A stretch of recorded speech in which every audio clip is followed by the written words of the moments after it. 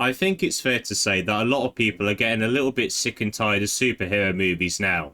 And it's for one core reason, I think. They don't take many risks. The stories feel all the same. There's a flawed hero, and then they defeat a villain, and then they get their costume and they're respected by the general public. And also, they don't do anything to mix up the status quo of these characters. Now, to a certain extent, I understand why studios do this. Maybe it's the first time they adapt a character, and they want the general audience to know what the main, most popular backstory of these characters are. But over time, when you adapt a character so many times in a movie or a show, people crave something different about them. And comic books have done this so many times. They take the regular backstory of a very popular hero and they just change something about it, and sometimes it turns out to be way better than the regular backstory. One of my favourite new renditions of Spider-Man is the brand new Ultimate Spider-Man comics. Married with Children, it says it right there. In this universe, Peter Parker is all grown up, he hasn't got his powers, he is married to Mary Jane, he's got kids, and then all of a sudden he becomes Spider-Man in his mid-30s. And it is so weird, but you know what? I'm really into it. I'm about 4 issues into this omnibus, and I'm about to move on to the second volume, and it is so interesting and unique. And then you get other stories like the X-Men go to this planet that's a sex cult and they can't die. And it's so weird and out there, but it's so cool and interesting. Like, there are so many new things that you can do with these popular characters that for some reason superhero visual media just doesn't really do. But thankfully, I do think we're in an age where studios start to take more risks with superhero media. Marvel Zombies has just got its own show. I watched the first episode last night. It was pretty good. I'm excited to see the next episodes. It's unique. It's interesting. You don't have to know anything about the MCU to watch it. The characters in that show are very different from what we already know about them in previous installments.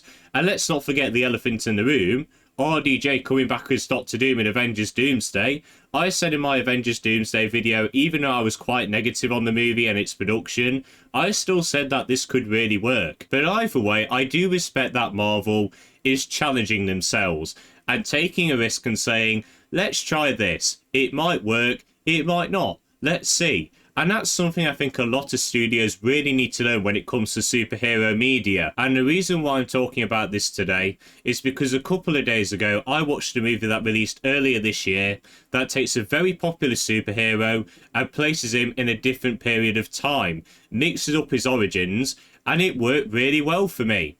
And that movie is Aztec Batman. This is a 2D animated Mexican movie, and it is exactly what it says on the tin. It's a Batman movie set in Aztec times. As soon as I saw the title for this movie, I knew I had to watch it as soon as I could, because there are so many good storytelling opportunities when you set the most popular superhero ever in this time period. This was a very violent time in human history. We have people who are fighting over religion. There's themes of colonialism in this movie as well. And while I don't think this movie is great, and I'll get to my issues in a minute, I really do like the uniqueness of it. And what I absolutely love the most is how they take very popular Batman characters and they put them in this time period and they make their origins revolve around this time period really, really well. Now, I am going to get into spoilers for this movie because I do want to explain how it takes the characters and makes their backstory work in this time period. And the main character I want to focus on is the Joker. Now, I was very confused how you do the Joker in this time period. It turns out pretty easy. The Joker is basically this guy who prays to this god. And this demon god kills this guy's entire family, makes him go mad, and then he turns into the Joker. So the Joker is born because of a god. And it is so strange when you think about it on the surface, but when you fit it into this time period, it works really, really well. Batman's origins are very similar to what we already know from the original comics. His parents are killed, his father's killed, and then he tries to enact revenge on the killer. But as soon enough he realises that revenge isn't the right way, and he has to be a hero for the people. Two-Face and Catwoman get origin stories in this movie as well. And this movie just did an excellent job at taking classic characters and fitting them into this historical time period really, really well. But as I mentioned, I did have some issues with this movie, and that's mainly with the story. It is very, very, very basic. It's a classic origin story for a superhero with some villains that are easily hateable. I do think the villains are very hateable in this movie, but it's nothing special. Everything that happens in this movie you've seen before, all the story beats, and it leaves off for a sequel, which I'm not against. I would honestly like to see a sequel to this. I want to see more of this world, but if they do that, I really want them to do more interesting stories. It just felt like this movie wanted to be very unique, and it did that really well with the characters, but not with the story. So if they do a sequel, just get weird with it. That's all I ask. Another issue I have with this movie is that while I do like how they did these characters' backstories, I don't think the characters were used that well. Mainly the Joker. He turns into the Joker for like 5 minutes and then that's it. It's obvious that he's just there for the sequel. And Two-Face's origins are okay, but then he just starts flipping coins out of nowhere for no reason.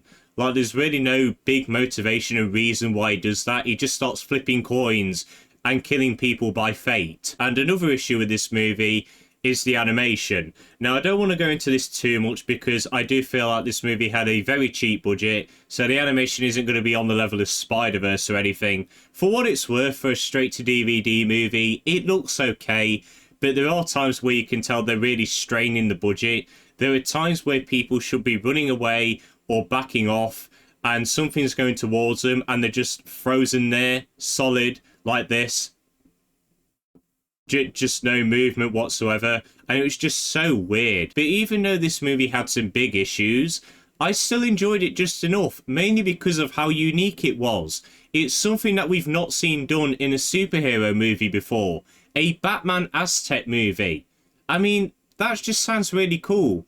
And even though they could have done better, and there are many more opportunities to make the sequel a lot better, I still really do like this world, and I want to see more of it. This movie should set an example to Marvel Studios, DC Studios, whoever makes superhero movies, and it should show them that risks can work, and they can make really entertaining movies. So just do it. What are you afraid of?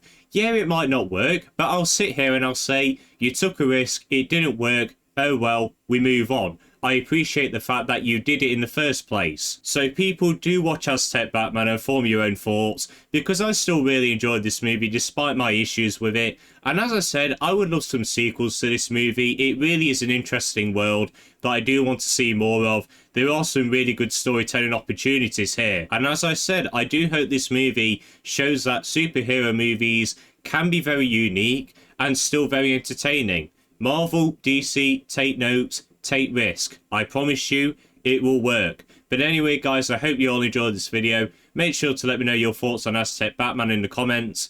Have a good day, and see you later.